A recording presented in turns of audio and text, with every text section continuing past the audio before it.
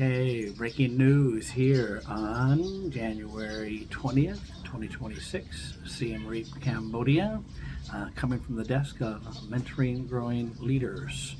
And so my sudden changes happened in my financial scenario. Interesting. God knows everything before it happens. He's in control. Nevertheless, it still can come as a shock to us down here on earth. So I worked at Savannah Poom School for 2 years, steady income, like the job and everything, but the difficulty is time off. And so as I knew two things, for me to get last year to get 4 weeks off to go visit my mother in the United States was they really had a bad attitude toward that. They even mentioned it as you take more time off than anybody else. Well, it might be because my mother lives 10,000 miles away. So that was always a pain, and knowing that my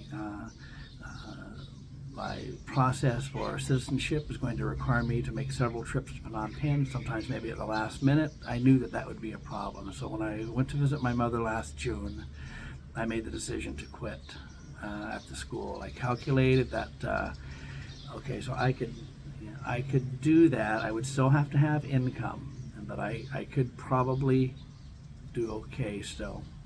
And so I did that. I quit last June. And then shortly after that, I did go to work for Bill Bright University. The thing with the university, it pays by the hour, and sometimes you have, one class per term, sometimes 2 classes, sometimes 3 classes, and so he starts off really small, like almost nothing, like $150 a month or something like that, not much, teaching 1 class a week, and so it takes time to build up.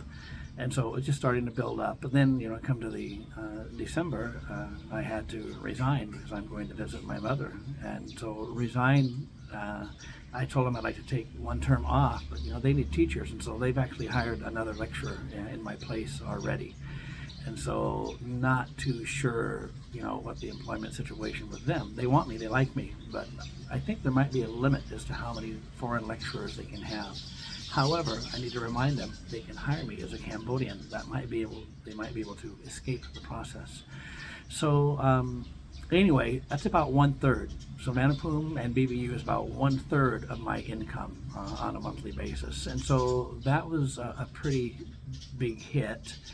And I thought, okay, I'm probably gonna have to take more classes when I get back from the United States to make up for that.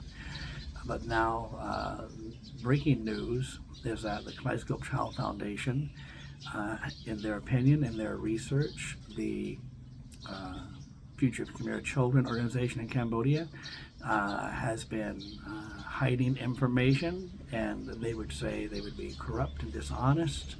And I'm not to judge that, but the point is they dropped them like a hot potato last night, suddenly like that. And so by dropping them, they dropped me also, even though I don't work for Future for Khmer Children. I work for Kaleidoscope Child Foundation.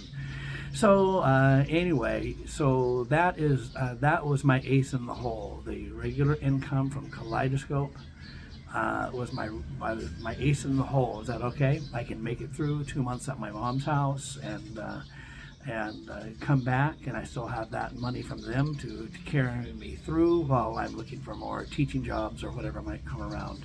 And so now that is gone as well. And so I'm sharing this with you. God's in control, and as I said, He knows what's going to happen before it happens. So this is a 4-minute video. It's too long already. So just asking you to pray, asking for really need God's direction on what the next step is for Mr. Charles McCall.